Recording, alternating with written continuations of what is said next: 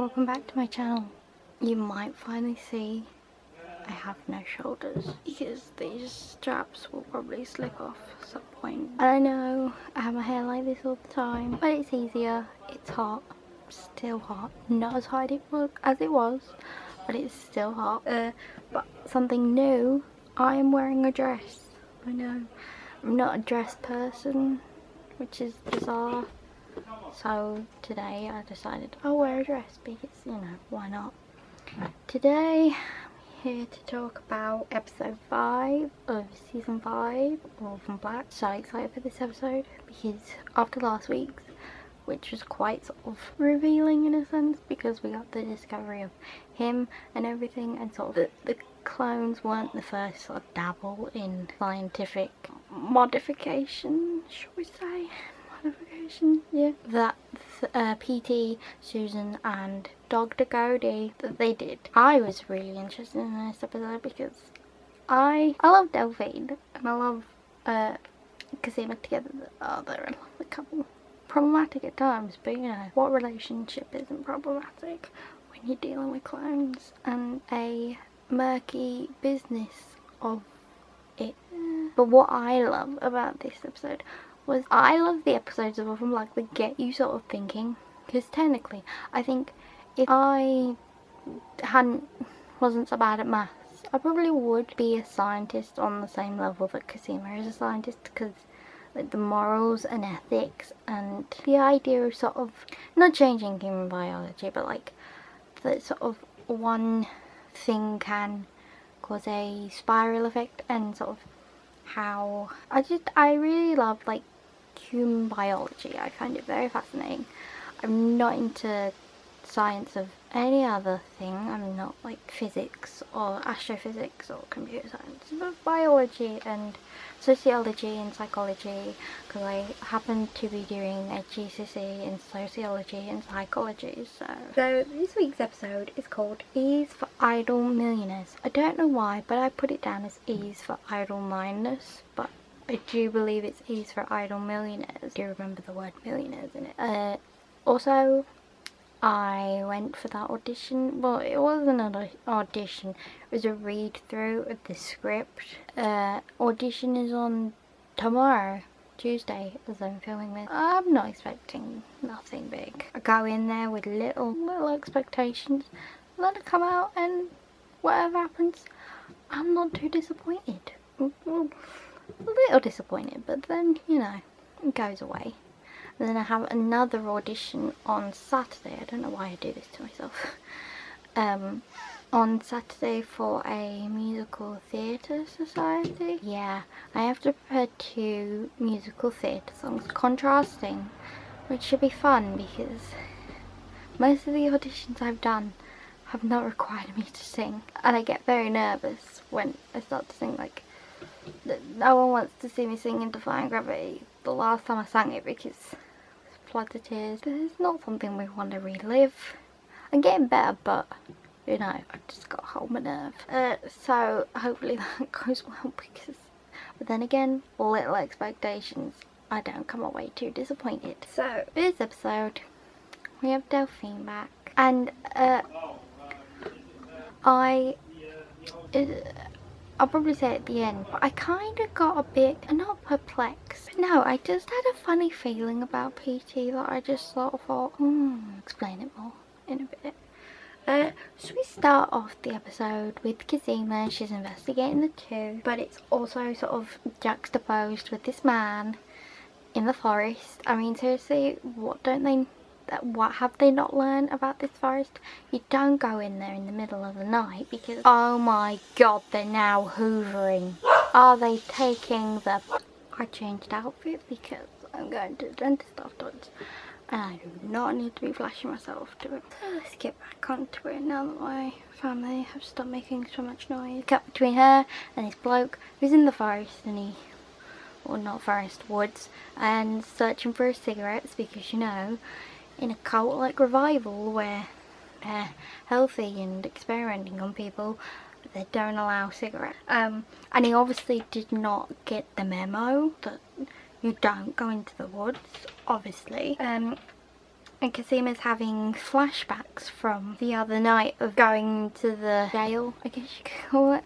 The jail and the cellar, sort of seeing what they've done to this person. And it reminds me of the episode where they were patented, where they found out they were patented, which also, you know, goes to a few flashbacks of that episode anyway. And see, this is what happens.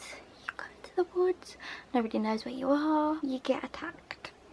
Just saying, it should be a little bit more careful. And then we do flashback to the moment Cosima found out she was patented, and she was with Delphine, and the lovely speech between them, where Delphine sort of says to her, you know, you can't let them win, and Cosima's like, I'm intellectual property, Delphine, and Delphine's like, none of this matters. And then Cosima's like, they made me sick, because they did. Yeah. And then Delphine's like, we'll find a cure, and Cosima's sort of like, there's nothing that's mine, and it's all a bit like, oh, Cosima. And then Delphine's like, you have me, and it's all so cute. It's all so cute, and I'm just like, oh, I hope you make it to the end of the season, because this season has been a bit brutal for brutal deaths. Just saying. I know I made this list last week, but we have to, I mean, we've got to keep Cosima safe, because she's been sick this whole show. Can we not give her a bit of a happy ending? And then Cosima says to her, you were paid to lie to me, and it's all a bit like, oh, low blow. And then Delphine says to her, I can promise you one thing, I will always work to protect you, and you will always win. You will win. Seems like they own me, and it's like, Cosima, you have Delphine. And Delphine's like, not your integrity, not your intellect, not your humour. Defy them. Live your life with every ounce of passion that I know you have. Then they will never own you. I think that's right. It was a very fast scene, so trying to take notes of everything they said was a bit hard. I mean, I found this whole episode, I had to have subtitles on, and there were scenes that I had to go over and over and over because I just didn't get the right word. And then we go, and they found the guy that's been attacked by him. Is this high? I don't know, is it high? He's not dead, but he's hurt. So, and the villagers are coming to sense that it's not a bear, you know, they know it's not a bear, it's something. But they're still being kept in the dark. And then we go, and Cosima goes to Aisha, who we see she has a diary to mark how well she's been because of her tumour. And she says, magic water dripped through a string. She says you can cure cancer, you can cure death. Just a little bit creepy. And Cosima takes the diary to sort of analyse. And then we go to Kira and Sarah, and it's a lovely moment because they're gonna have some bonding time, which is really nice because we have not had much of that. It's always been at each other's throat. And they're like, oh, I wish we could chat to Cosima, and I'm like, yes, I wish you could chat to Cosima because, you know, that would make everything easier. You could just chat to Cosima and be like, well, Rachel's taking her in for investigation. What have you been doing?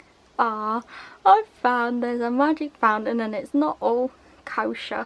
And then we go back to the island and we see the security team who are in the know are going to go find him, and they've under strict orders to keep him alive. Yeah. And they're gonna take Mud. Poor Mud. I'm really starting to like Mud now. Like, I don't know why, I just sort of feel really sorry for her because she's ended up in this predicament, and it's like, oh Mud, poor you and Cosima need to team up and make a crack team and beat them all. That'll show them. And then one of the security guys, as they're going to leave to go find him, say, you know what we do here, experimental science, and sometimes there are mistakes.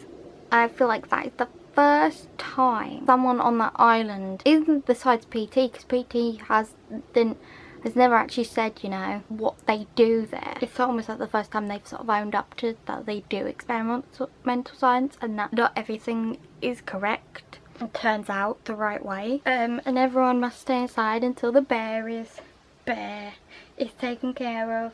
But then we see Mud and Cosima talking, and Cosima's like, what did they do to him to make him so violent? And Mud saying it didn't always used to be like this, that he used to have a room upstairs in the house. And then they started doing these new experiments, and that she couldn't see him locked up. And we find out that it was Mud who let him out. And then Cosima's walking around the island, and we see Delphine is back, but she's going up the stairs to see PT. Speaking of PT, we go to them, to him and Rachel, and they're having a meeting, and they're talking about how all Rachel's hard work is paying off, and it's a very special night for them. And then we go to Susan and Ira, and I don't know, I also had a lot of thoughts about Susan during this episode, and also watching the trailer for next week. But she seems in this scene to imply that she's changed her mind on the whole it's all about the memes for me. Memes. Instead, she's now sort of seeming to say she can't control PT unless she has a hand in it, and that she sort of wants to control him. Not, whereas before she sort of seemed to imply that she agrees with everything he's doing, but now she's sort of drawing back and sort of being like, okay, maybe not, this is not right. And then we go back to Rachel, who says surrogate selection is complete. 1,300 subjects are awaiting hormone injections to be ready for implantation. And in that, I'm a bit like, why do you need a surrogate? It all becomes clear later in the episode, but it's a bit like, did we not learn? Did we not learn? I don't think they did. I don't think they understand the whole you live and you learn through your mistakes. And then we also find out that Rachel told PT to patent, they like patenting things, the injections. It's almost another sort of kick in the teeth for Sarah and Cosima, even though Cosima worked so hard, Sarah donated her eggs for it, they won't be able to claim that as theirs because they've patented it. It doesn't belong to them anymore.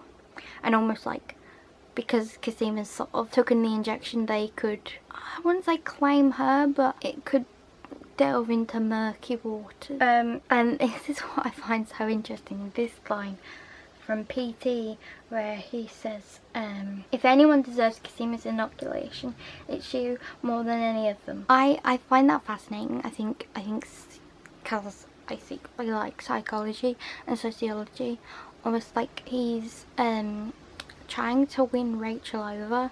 And I think because Rachel loves the fact that he's putting all this attention on her, that it's almost like attention she never got from Susan, because Susan was so focused on the other clones. She seemed to show more attention to Cosima and Sarah, almost like she was the black sheep, and now she's getting attention from PT, and sort of she's the golden child, that she's the best, really. It's quite interesting. And almost like PT knows that, he knows what buttons to press with Rachel, and telling her she's better than all the other clones is just one way to do it. But then it almost switches when Rachel's like, so, you know, why are we going after this thing in the woods? Why don't we just put it down? And PT gets really angry at that and sort of says, you know, the mutation is important to him, and because life, long or short, is never perfect. We can't predict all outcomes.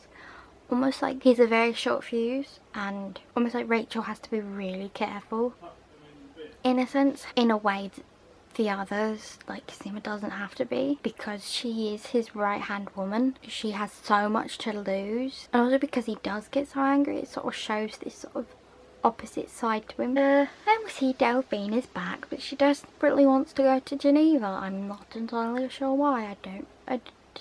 Geneva, where's Geneva? It's in Europe, isn't it? And then PT's like, oh, we need to have a little chat about your friend Cosima, and it's all a bit like, no, Delphine, don't do it. Resist. Don't do it. And then we see Rachel's gonna have a reunion with Susan, and it's gonna be so fun. I'd love to be a fly on the wall for that. And I love Ira. I love Ira's one-liners. I just think they're brilliant, because as Rachel's walking to see Susan, Ira's walking back saying, "I've hidden the knives." I was just like, oh Ira, oh, you're on a par with Scott nearly. I love Scott, seriously, I love Scott. I don't know why, I love Scott. It's really weird, and I'm so sad he hasn't been featured in any of the episodes just yet. I'm like, can we not have a good episode? Can we have a nice reunion between Scott and Cosima? I love that friendship. Seriously, I'd love that. If in one of the episodes she comes back from the island and they just have a lovely reunion. I just love that. Just be so like, oh, my heart. And Susan's sort of saying to Rachel, you know, you need me for this surrogacy program, and that, you know, even though she may not think it, she's the only person she can trust. And I'm a bit like, okay, you'd want to go back into partnership with her? She stabbed you. It's a bit weird. And the thing that Rachel says is really funny, because she says it about Susan, but it's a bit like, no, that's you. She says, because Neolution science saved you, and now you are born again. It's a bit like, wait, no, that's you. That's you. You had the Neolution eye, and then it started glitching, and you're like, oh, where is this place? And the science saved you, and you're like, holier than thou now. It's quite sort of funny that she recognises it in someone else, but she sort of couldn't recognise it in her own self, maybe. And then Rachel's gonna hit Susan where it hurts, her stab wound. She pinches it. And she says corporate runs the science, which I find very interesting, because before it was the scientists running the science, it was Susan, and it's very interesting because it's now sort of like, it's sort of like who runs it better. I think when it was under Susan Duncan, she did it a lot more ethical, I think, maybe, possibly, I don't know. But I think with corporate running the science, it's a lot more, not bloodthirsty, but like ruthless. And then we see Cosima and Delphine are reunited, and it's lovely. But PT we find out that PT's, you know, the reason he's sending her all these places is to collect samples from places he's purchased and stuff. And Delphine is trying to work out what it is for. And that we find out Cosima's been looking into Aisha, like Delphine says, and that she shows her the medical book, and that it references naked DNA, and that they're manipulating tumours with gene therapy, not chemotherapy. For Wilms tumour, which is a tumour caused by a gene associated with organ development, Lin28A. It's going to be featured a lot in this episode, so have a Google. I might have to have a Google. But with Wilms tumours, it continues to grow and turns cancerous, and we find out that Leakey was studying skin and organ regeneration in the same gene in spiny mice. The same mice that Rachel gave Kira. I'm a genius. I figured that out. Yes. We should have a clapping emoji. Like, I figured that out. And then we go back to Kira, and she's got the spiny mice, you know. Good lead to into it.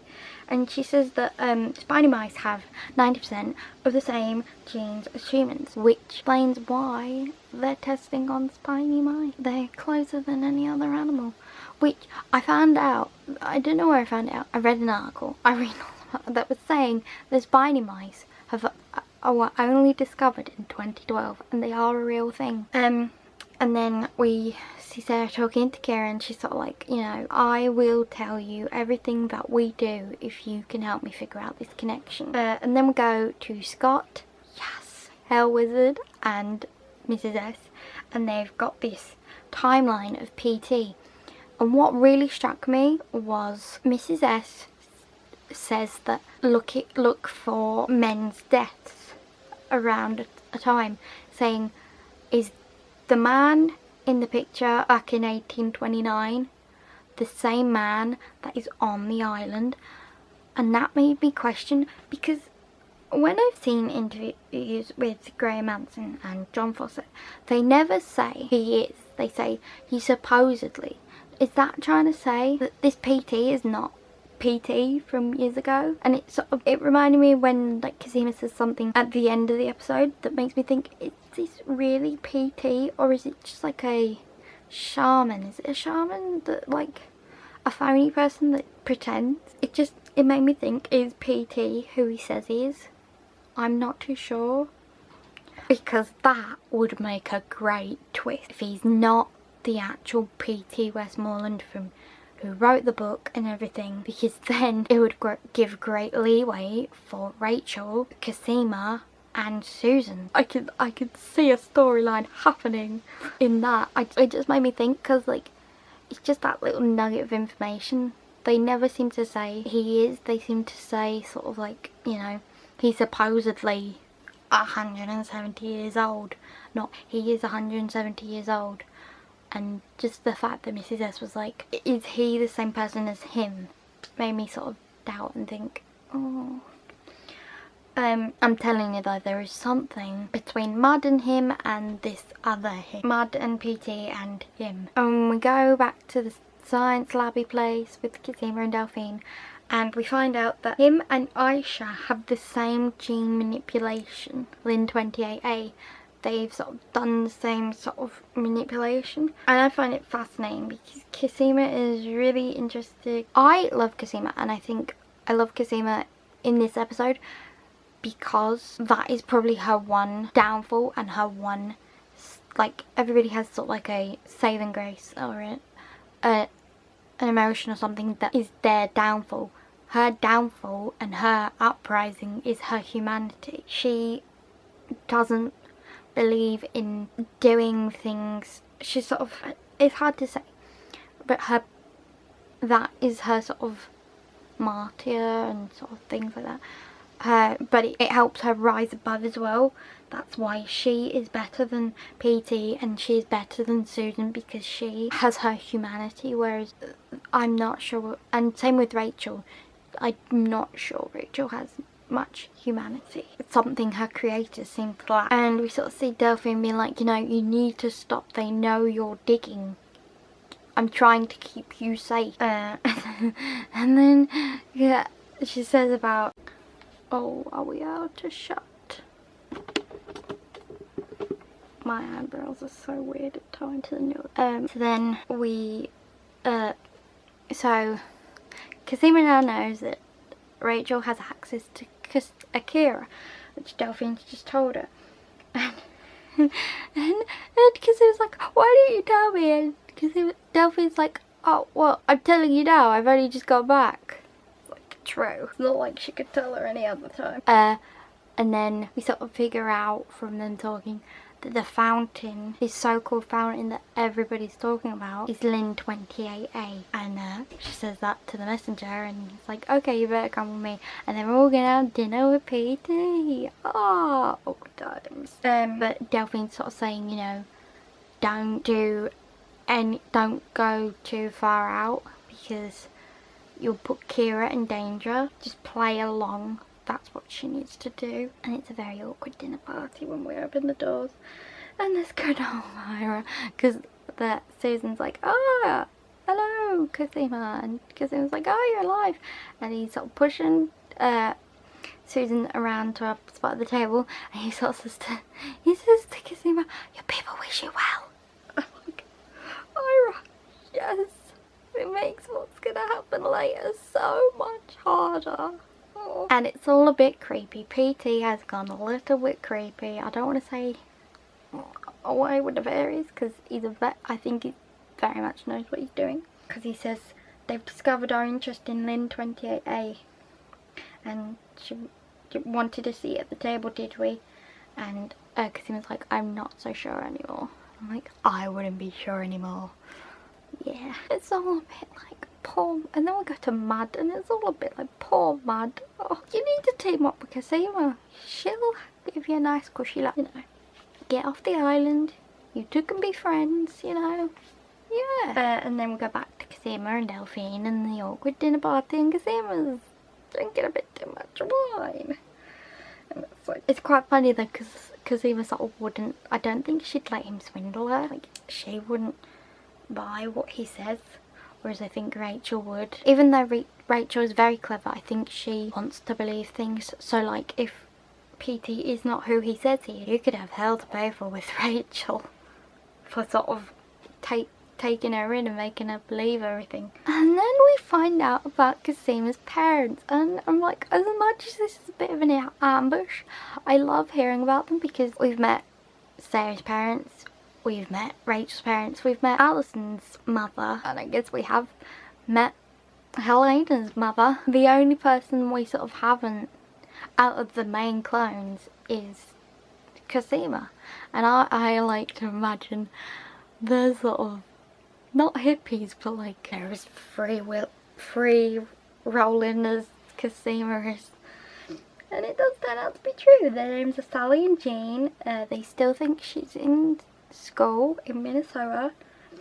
She hasn't spoken to them in a while, which is not unusual because, you know, they live on a houseboat, so they're a bit remote, and they're professors, like, well, no, Cosima's not a professor, but she would be a professor. And they're in love, and they love her, but they don't know she's sick, because if they did, she would have to tell them everything about her being a clone, and that everything is a lie.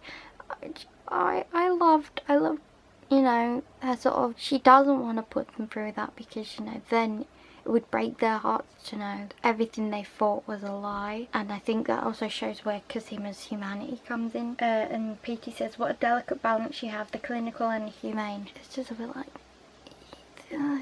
you have no idea. And then we sort of have a side glance at Susan. I'm like, is Susan getting choked up? I don't know where I stand with Susan. I'm gonna have to put in the thing below next week's trailer.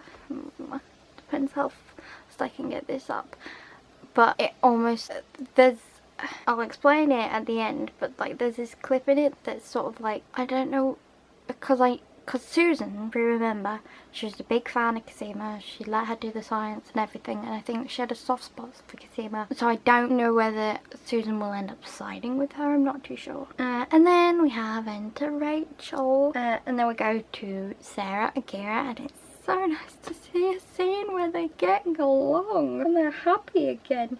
Also, spot the blonde wig. Someone said this on Twitter and I saw it in the episode, and I was like, oh my gosh, is this gonna be the return of Crystal? So exciting. And we find out sort of Kira's in on it now, and she's saying you have to figure out what they want and give it to them without them knowing. Kind of like, but then is that not you winning? No, you're not winning because you're giving them it. And then we go back to the awkward dinner party. And Rachel is talking about Lin 28A as the so-called fountain of youth gene, and they're decades ahead of popular science, and Cosima says they've isolated the gene in Kira, the mutation in Kira, which Delphine did not know. And Delphine says her healing ability is a self-regulating mutation of the gene which does not cause cancer, unlike Aisha, whose cancer they have manipulated, not cured. And Rachel doesn't like that when someone says something bad to PT, or when someone is clever enough to work out something. And Susan just sat there drinking one like I came to have fun. And she's like, I'm very interested to hear what else she's learned. And they know she's seen the basement, right? Delphine had to tell them that.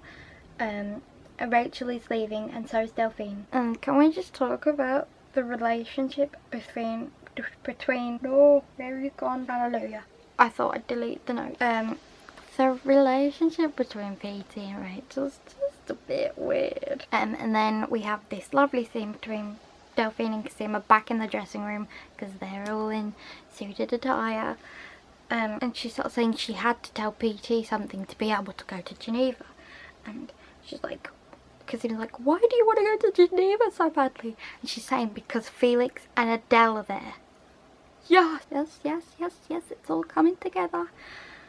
And they're all working on the end game, but they can't tell Sarah, Cosima, Helena, Rachel, Alison, like, what is this end game? I wanna know. I'm like, ooh. And that she made a promise to protect her, and Cosima made a promise to defy them. And Cosima's like, this is what we do. I push too hard, and you do things without my consent, that's our relationship. Like, yeah. Delphine's like, now we can end it or accept it as it is. And then they kiss, and then she's like, that felt like accept it. And Cosima's like, this is what he does. He divides women. And Delphine's like, then just go back in there and act like he's divided us. Because that is what this show is about. Female power. I was talking to my mum about this because my mum and I want to cosplay because we're going to Comic-Con. I'm only going one day because no money, NYT. And we were talking about, oh, we should all go as a group. And we were sort of realising there's not that many male characters in Orphan Black. I mean, there are, but there aren't in a sense. Because that's what it is. It's a show about women and their rights and their rights to their body, and that women can be just as clever as men. And I think that's what I love about Cosima. She can sit there and be articulate and know the science terminology and give as good as he's got, only she's a bit more humane and ethical. Then we go back to Mud, and it's so sad, she's so scared. It's all a bit like, Mud, don't panic. And then him comes and he kills the man that's with Mud, but he almost like protects Mud, which is quite sweet. I really want to know, because there is something between them, but I'm just not sure. I can't sort of work out what it is. And we find out his name is Yannis. And we go back to Peter, who's sort of saying how they found him. They say they found him in a Latvian orphanage.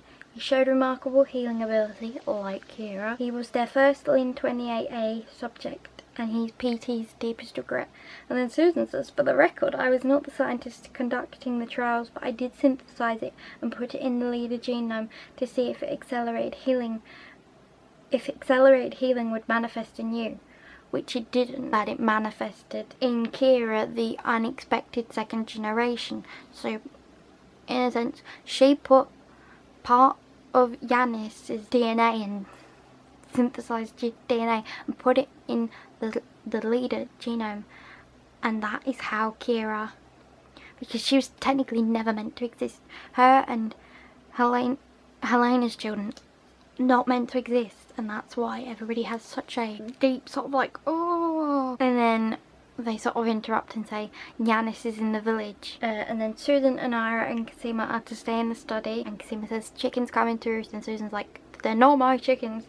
And Cosima's like, yes, that man, yes they are, that man that's coming after you, there's a direct line from him to Kira. And she's like, how are you going to exploit Kira's manifestation? And Susan's like, we have to know if the trait is heritable.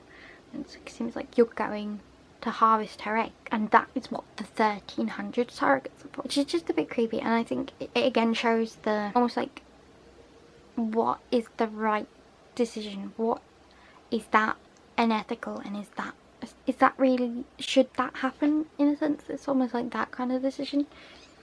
And Cosima's sort of like, those are Kira's children, Sarah's grandchildren. Do you think about it like that? And Ira's like, you can stop him, Susan. And Susan's like, I can only steer him together, we can mitigate the damage. Which seems to imply that she doesn't fully support what he's doing, but she knows maybe she cannot stop him. Cosima's like, she's a little girl, you're a woman, a human being. If you don't start there's nothing left to mitigate. Which is true, because once you sort of do it, it's sort of like you've crossed that boundary now, you've done it.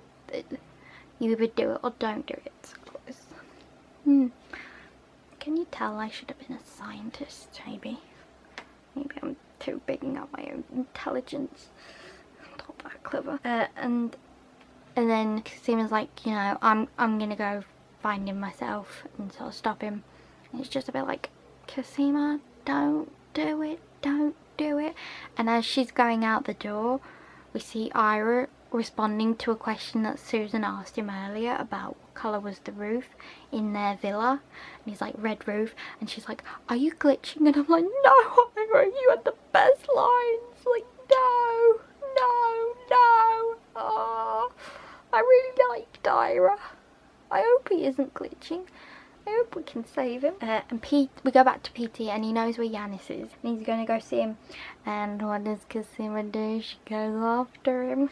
But it's stopped by Mud saying, you know, PT knows that she let Yannis out and that PT is not well. That's why everything has been happening. He's dying. And it's a bit like, Cosima, don't go down there. You know all this now. Don't go down there. What does she do? She goes down there. And she sort of says to PT, I understand now why you're doing all this reckless science. Focusing on one gene when you know it's never about one gene. You're dying, PT. This is your legacy. He was a healthy kid like Kira. And you dismantled him. All this suffering just so you can extend your life. You're not even 170, it's all smoke. And that is the line that made me think, does that mean PT is not the PT from the olden pictures? I don't know. Am I the only one that thinks that? Maybe. Be interested if it's true, because I'll be like, yes, I guessed this. I got it. I'm so clever. Not really, but it will just make me feel a little bit clever. I'll be like, yes, I did it. And PT's like, you want to end the suffering? And he places the gun in Cosima's hand and is like, here, you can do it. I warned you. Go ahead, you do the ethical thing. And Cosima's like, you gave me life. I know you can take that away, but you can't take away my humanity. She gives the gun to PT again. And I think that's the crucial thing with Cosima. Although, in a sense, she wouldn't shoot him because really he has some quality of life. It's just other people. And it's like with the Brightborn babies, they should have been left to live out their life. It's so hard. I find this kind of ethical decision almost like a Charlie Guard. People have an opinion on it, and that's not to say it's right or wrong. It's sort of, I think it's one of those decisions that, you know, not everyone's going to agree on, but it's going to be your own personal opinion of it. And it's almost like Dignitas, where people are like, you know, you still have a quality of life. Almost like, what is the right decision? I don't think there's ever a right decision, but it's obviously, if you still have, it depends, and it depends on your idea of what quality of life is. Do you know what I mean? It's hard to explain. It's hard to explain.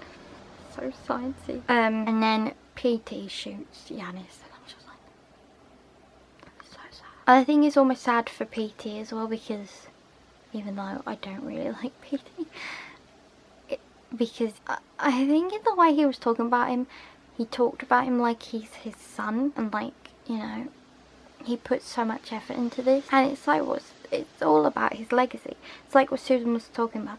Her legacy is Rachel and the clone. She wants that to live on for as long as possible. So in a sense, I think he wants to, but I don't think he wants his legacy to live on. I think he wants him to live on. And we go back to Kira, Sarah and Mrs. S, and they're asleep, and then someone's breaking in downstairs, and we see it's Delphine to visit Siobhan for another flying visit.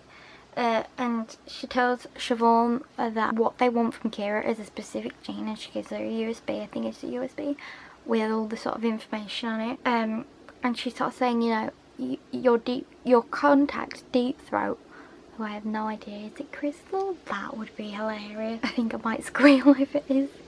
And Siobhan's sort of worried that they shouldn't have asked them in the first place. And they say, and Delphine's like, you need to act fast, because however they plan to exploit Kira, because she wasn't there when we found out what they planned to do, it's happening soon. And then we go back to Cosima, and she's locked in, and I'm like, what did I tell you, Cosima? Don't go down into a dark basement with a bit of an unhinged person and Yannis, and he's got a gun. No.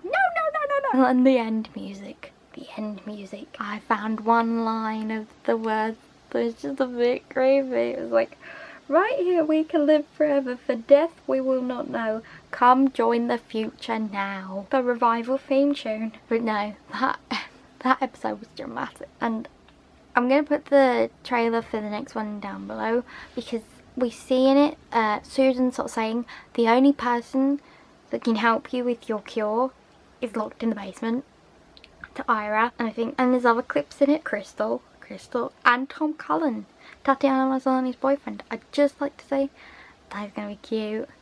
gonna be weird but cute, you know. But we see Argh again. I'm hoping you do better this time, Argh. But we sort of see Susan sort of maybe not being a bit more humane, but like caring a bit more maybe.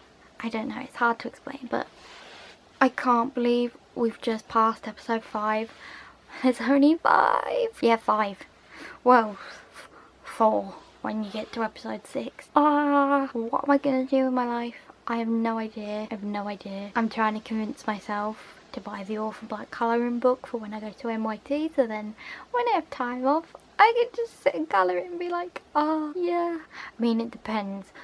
I'm slightly nervous that I'm going to end up crying at the season finale because I'm just like, I can't handle all these emotions. I mean, I cried when MK died, so you know, possibility, but I will cry again. Yeah, it's just sinking in. But I hope you enjoyed this.